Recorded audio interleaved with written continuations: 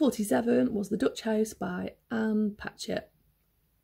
So this was a book club read. It had been nominated a few times and I hadn't voted for it, and I was really hoping that it wouldn't get voted in, but alas, as they always do, it got voted in.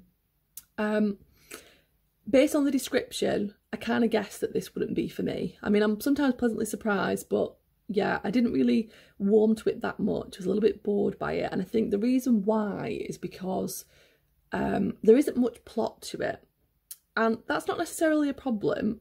You know, there's lots of books that are character-driven books that don't have much plot, but the character aspect of it is a lot more developed, and that's why it's good. So, for example, you know, books like Eleanor Oliphant, I can never say that right, you know, Sally Rooney's books, Ali Smith with Autumn. You know, I love character-driven books because with character-driven books, you get into the mind of the character, you get into the psychology, and you get into kind of what they think about everybody else. And then based on their interpretations of those people, you can kind of intuit what they might think of the person that's narrating. So you've got that kind of human behaviour kind of aspect to it that is absent in this book. So this book doesn't have a plot, but it also doesn't have that character development. So there are two main characters, Maeve and Danny, so brother and sister. And the character of Maeve, when she's younger, is quite well fleshed out because it's from the perspective of Danny. So obviously you don't really know if this is an accurate depiction of Maeve or not, because it is obviously idealised. You know, he views her as the most important person in his life, so he's very biased with his descriptions of her. But their whole kind of relationship is very codependent, and they can't exist without asking the other for an opinion. They're not independent people, they're very kind of meshed together in a very unhealthy relationship. And it's unusual for siblings to have that kind of relationship, I would think. It's interesting because a lot of the people that warm to it, I think, on the book club didn't necessarily have this relationship with their sibling, and it was like, well, should that not tell you that this is unrealistic? Or like they don't have siblings, so they didn't really kind of get this point of it. I'm not quite sure. But Maeve's kind of taken the role of mother because they don't really have a mother, and in that she becomes quite manipulative and quite controlling, but through Danny's eyes she's this wonderful person. But if you read between the lines, she basically, out of wanting to get back at her stepmother, forces Danny to go to medical school, and he doesn't want to go. If she really loved Danny, then she wouldn't have made him do that, because it wasn't what he wanted. And if Danny wasn't so codependent on her, he would have stuck up for himself and he wouldn't have gone. Like, medical school's a massive decision. Why would you go to medical school just because your sister was making you? It doesn't really make sense. It's like the characters stay infantile, like, throughout the novel. They don't really kind of grow up or become adults. They kind of stay in that kind of childlike thinking. It's a little bit odd. And for that reason, the characterisation is really lacking, because the character of Danny is really vapid and really kind of weak, and he just does what everybody wants. But he's in medicine, and I mean, you become quite assertive when you do medicine because you've got to deal with people on a regular basis. And the other thing is as well, these characters are in a bubble, so they don't really have any friends or any extended kind of people in their environment. They don't really mention any friends or anything. The only friend that Danny has is like an old lecturer. The only friend that Maeve has is like her employer, which is weird, isn't it? Why do these people not have any friends? Like, if you think about how many people you go through in your life, there's just nobody mentioned.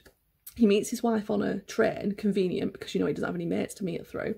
And she wants to be with him because she sees a chemistry book and she wanted to marry a doctor, because she couldn't be a doctor because she was a woman. It was all just a bit strange. It was all a bit weird, like, all a bit convenient, and kind of, this is not how people actually behave. Like, it's a very surface level of understanding of human behaviour. There was not much depth to it that really got underneath it to kind of understand why those characters were doing what they were doing.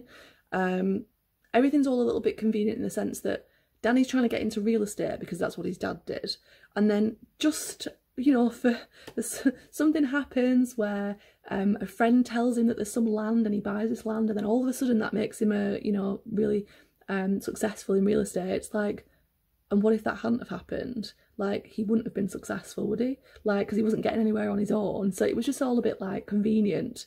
And then at the end, the daughter, spoilers, becomes famous and is able to buy this Dutch house. And this Dutch house is like, I mean, the only Dutch thing about this house is the fact that Dutch people lived there and there's a few Dutch books. That's it. Like the actual house is modelled on a Russian ballet.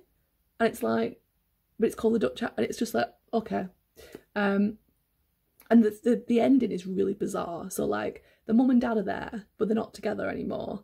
And they're having a party. So the daughter's having a party and she's famous and there's loads of famous people and the mum and dad are there. And then there's like a cigarette thing and it's weird. It's just weird. And it's just like, why have I read this book? Because I've not like got into the psychology of the characters. Nothing's really happened. Like the lives are really boring. Like you think in character-driven books as well, like, because like if there's not a lot of characterization, there has to be more plot. They have to have gone through more stuff, but they didn't go through anything. There was no character development. It was just literally about these two characters that didn't even feel real. And the other thing that's really annoying about it is that the framing of it, the way that they kind of meander through the life, it's not sequential. It's kind of like back and forth all the time. But because there's no distinction between the narrative voice, you don't really know like the age of Danny as he's speaking. Like you don't really know like at what, until you get like halfway down the paragraph, you don't realise what time you're in. So it's really confusing to keep track of. And there's a lot of kind of like things that he spoils as well, so that Patchett makes him spoil. So he'll kind of say something like, oh, I met my wife and I got divorced to her, but it's all in one line and you didn't know this before. I'm saying that line because that was what was in our discussion at book club. So yeah, it was just a little bit like there's just nothing in it, you know, and I didn't get anything out of it. I didn't kind of believe the characters. The plot was boring. It was really absurd and fantastical at the end. And I was just like, I wish I'd have listened to it on audio because it was a waste of time reading it. So I wouldn't recommend it to read. But having said that, there was a lot of people at book club that really liked it. I have no idea why, because even in the discussion, there wasn't kind of much like explained as to why they liked it. So yeah, not for me, but everybody seems to rave about it and like it. So maybe you will.